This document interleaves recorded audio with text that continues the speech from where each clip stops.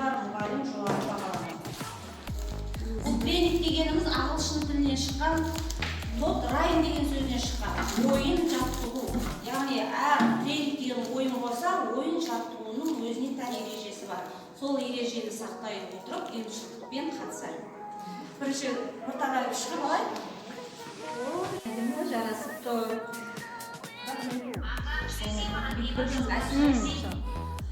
Камара жауында жасар жүреді. Анкапал деп. Безматерный, красивая деп. Спасибо, вообще красивая.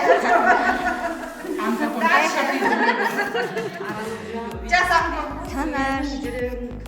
Бұның ашы бұлай. Бұның ашы. Райхан апай, шаттап, жүресіз ылғида. Осылай көңілі болсын.